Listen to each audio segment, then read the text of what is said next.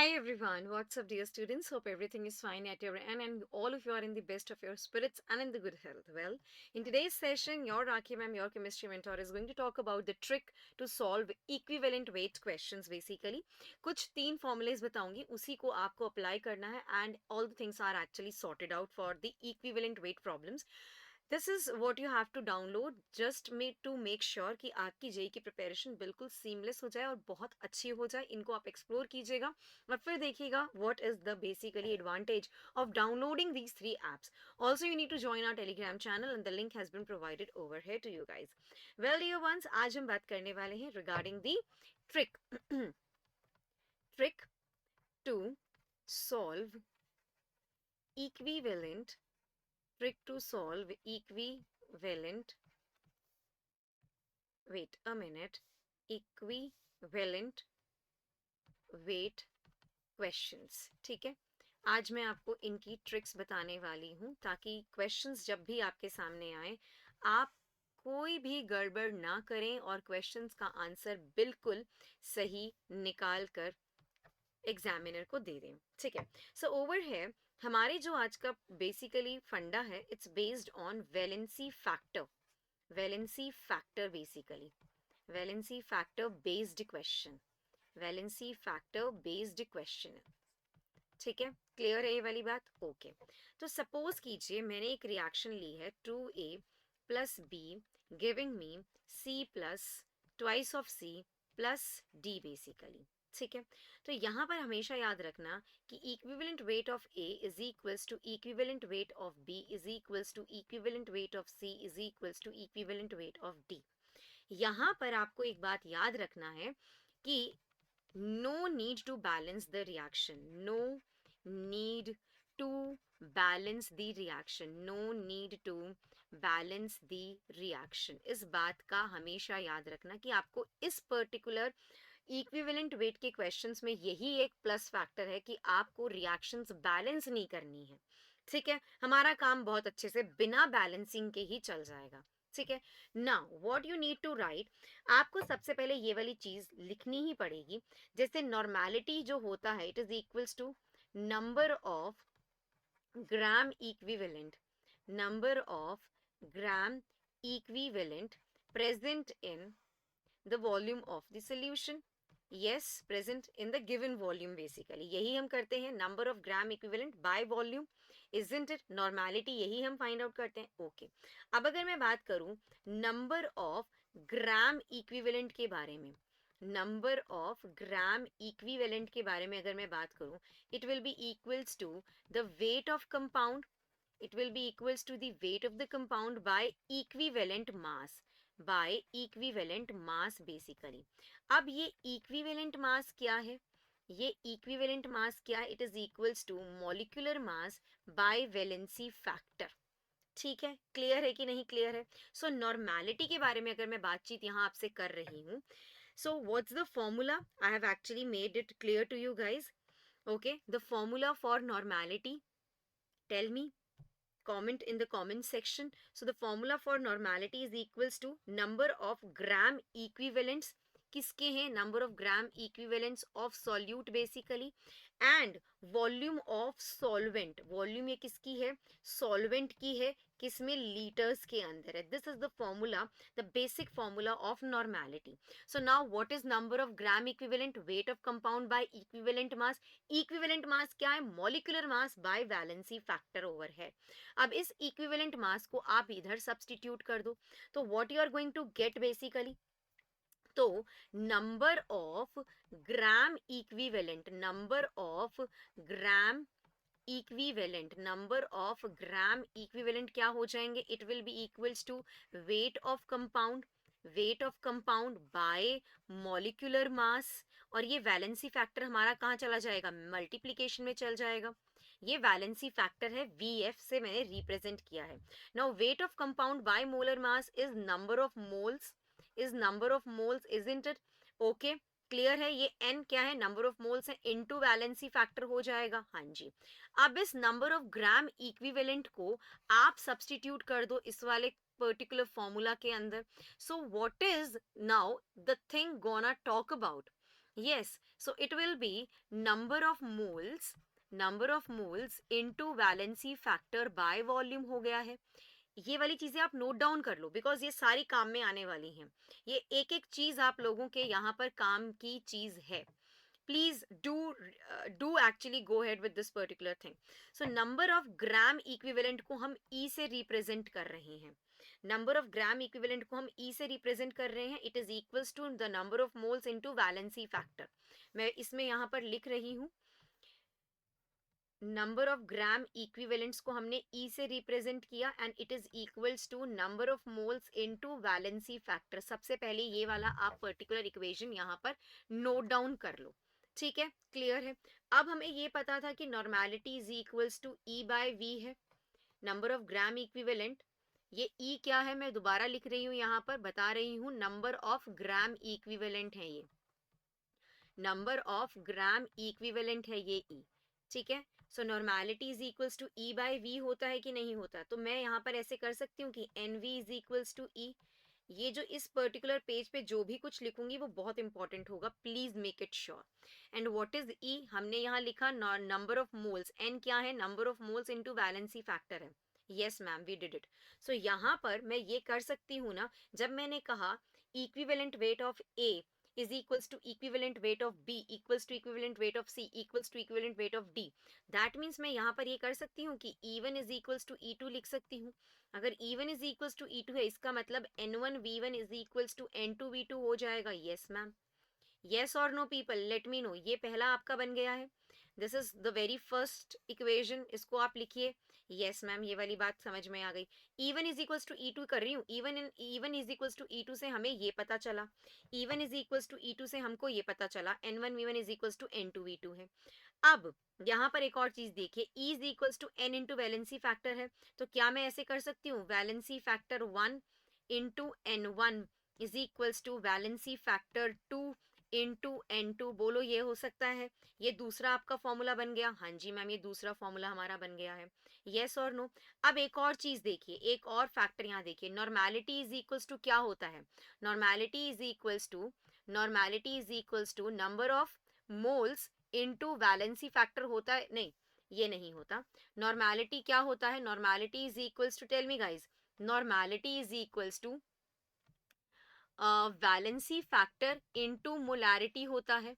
Yes, तो यहां से एक और चीज आ गई है काम की. वो क्या आ गई है, that is valency factor 1 into M1 into V1 is equals to valency factor 2 into M2 into V2. ठीक है, ये फॉर्मूलेज बहुत इंपॉर्टेंट हैं. सो इन सारे फॉर्मूलेज को लिख दो. जो मैंने बॉक्स में लिखे हैं इनको लिख लो. इस पेज पे जो भी कुछ लिखा है इसको लिख लो. ठीक है, क्लियर है. आगे चलते हैं, बात करते हैं अब ट्रिक के बारे में. ठीक है, यहाँ पर आप देखेंगे मैं वैलेंसी फैक्टर कैलकुलेशन के बारे में बात करूंगी. वैलेंसी फैक्टर के कैलकुलेशंस के बारे में बात यहाँ मैं करने वाली हूँ. जैसे आप यहाँ देखो MnO4 नेगेटिव है, that is actually transforming into Mn+2 basically. यहाँ मैंगनीज का ऑक्सीडेशन स्टेट +7 है, ये ट्रांसफॉर्म हो गया +2 के अंदर. चेंज कितने का आया, 5 का चेंज आया. तो यहाँ पर वैलेंसी फैक्टर क्या है, basically it will B 5 into number of atoms in the reactant side, that is equals to 1. yes or no, yes or no. So valency factor का फॉर्मूला क्या है, change in oxidation number, change in oxidation number multiplied by number of atoms, multiplied by number of atoms. please remember this particular thing. वही हमने किया है. Change कितने का है, 5 का. कितने एटम्स है रिएक्टेंट साइड में, इट इज 1. सो कर दिया हमने, ये काम खत्म. अब यहाँ पर देखो Cu2S है मेरे पास में. यहाँ पर ये एसिडिक मीडियम में देखो, it's actually turning in this particular way. तो यहाँ पर जो कॉपर यहाँ है +1 ऑक्सीडेशन स्टेट में, यहाँ +2 में कितने का चेंज आया, 1 का चेंज आया. सल्फर यहाँ -2 ऑक्सीडेशन स्टेट में, यहाँ पर +4 ऑक्सीडेशन स्टेट में कितने का यहाँ से यहाँ चेंज आया, -2 से +4, 6 का चेंज. यहाँ पर ओनली 1 का चेंज आया है. सो वैलेंसी फैक्टर कितना हो जाएगा, change in oxidation number into the number of atoms. So 1 into 2. Cu से Cu पॉजिटिव में, Cu प्लस से Cu+2 में गया, चेंज कितने का आया, 1 का. कितने एटम्स है कॉपर के रिएक्टेंट साइड में, 2. सो 1 इंटू 2 प्लस यहाँ पर आप देखिए सल्फर के बारे में बात कर रहे हैं, कितने का चेंज आया है, 6, कितने एटम्स हैं 1, टोटल कितना हो गया यहाँ पर, टोटल कितना हो गया यहाँ पर बताइए, वैलेंसी फैक्टर कितना हो गया यहाँ पर 8 हो गया। तो Cu2s का जब भी कोई केस आएगा तो वैलेंसी फैक्टर 8 है, क्योंकि यहाँ पर आप देखो +1 से +2 क्या हो रहा है, ऑक्सीडेशन। यहाँ -2 से +4 में जा रहा है, यहाँ भी क्या हो रहा है, एक तरह से लॉस ही हो रहा है। सो इन दोनों को कंबाइन करके हम वैलेंसी फैक्टर को कैलकुलेट करेंगे। ये वाली बात क्लियर हो गई। अब यहाँ पर देखो Cr2O7 2 नेगेटिव, यस और नो, और यहाँ आ गया मेरा Cr3 पॉजिटिव, इजंट इट। यहाँ पर ये +6 ऑक्सीडेशन स्टेट में या +3 में चेंज कितने का आया, 3 का आया। सो वैलेंसी फैक्टर यहाँ कितना हो जाएगा ये बताओ, वैलेंसी फैक्टर कितना हो जाएगा 3 इंटू 2, क्योंकि 3 का चेंज आया है और 2 क्रोमियम के एटम्स हैं, तो कितने हो गए यहाँ पर 6 वैलेंसी फैक्टर आ गया है मेरा। बोलो ये वाली बात क्लियर है। अब यहाँ पर देखो C2O4 2 नेगेटिव है, कार्बन डाइऑक्साइड एसिडिक मीडियम में ये चेंज हो जाएगा CO2 में। यहाँ पर ये +3 ऑक्सीडेशन स्टेट में है, यहाँ ये +4 में है। कितने का चेंज आया, 1 का चेंज आया। तो वैलेंसी फैक्टर कितना आएगा, 1 into the number of atoms of carbon on the reactant side 2। तो वैलेंसी फैक्टर कितना हो गया, ये हो गया 2 मेरा यहाँ पर। ठीक है, एक और आप एग्जाम्पल देखो यहाँ पर, दिस इज FeC2O4।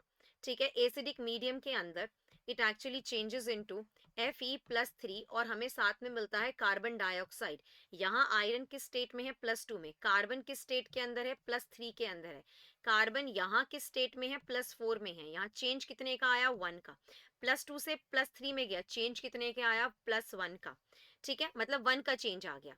क्लियर है। तो वैलेंसी फैक्टर यहाँ कितना होगा, वैलेंसी फैक्टर यहाँ कितना होगा, इट विल बी, आयरन का देखो 1 इंटू 1, यस मैम, प्लस अब कार्बन का देखो 1 into 2, yes ma'am, so it comes out to be 3। So FeC2O4 के केस में वैलेंसी फैक्टर आ गया आपका 3। ये कुछ ऐसे वैलेंसी फैक्टर्स है जो मैं चाहती हूँ कि आप इनको याद कर लीजिए, आप इनको याद करके अच्छे से रख लीजिए।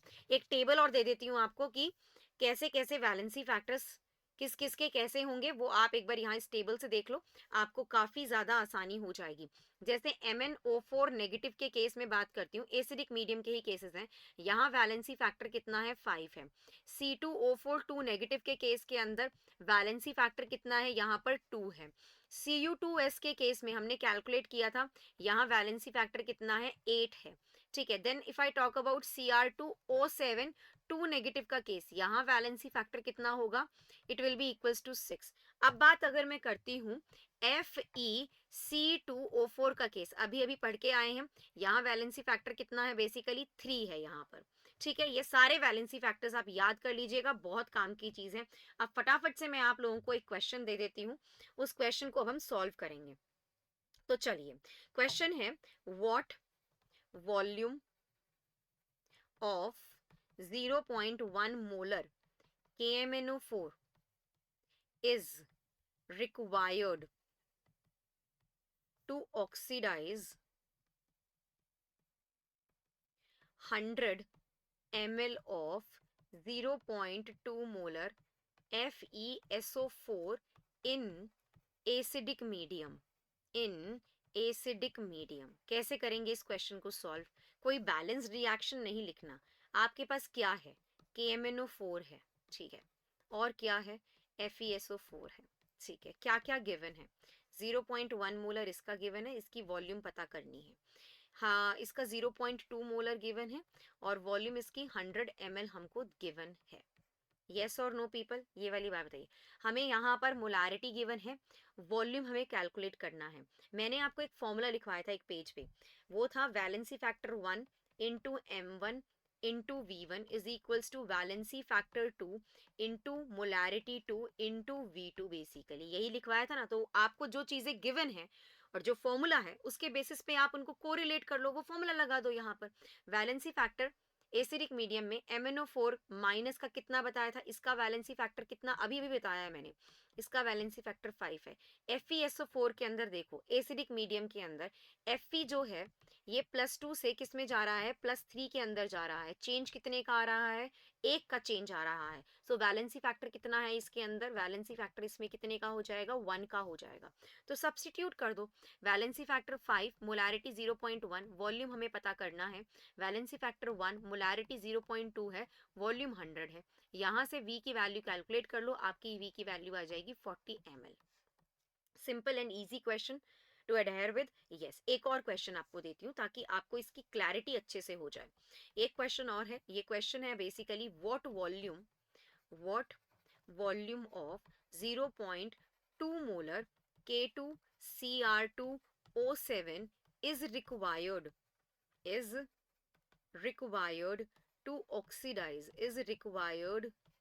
to oxidize 50 ml of 0.3 molar Na2C2O4 in acidic medium।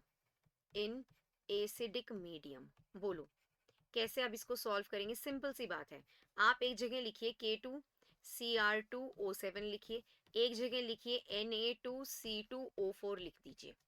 Clear है ये वाली बात? अब यहाँ पर देखो, इसका वैलेंसी फैक्टर कितना है? 6 है। इसका वैलेंसी फैक्टर C2O4 2 नेगेटिव का कितना है? 2 है। पहले हमने ये लिख लिया। इसमें हमें इसकी मोलारिटी कितनी गिवन है? 0.2। हमको वॉल्यूम पता करना है।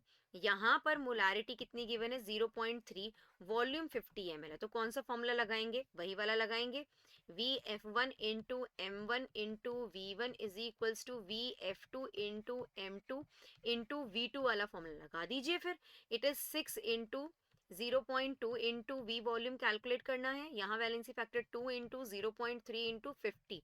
तो यहाँ से V वॉल्यूम आप जब कैलकुलेट करेंगे तो 25 ml आएगा। बस यही आपको करना है। This was the all trick which I want to talk about regarding the questions for equivalent weight based on valency factor conditions। ठीक है, all the very best, take care and goodbye।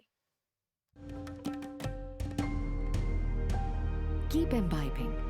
We believe in you.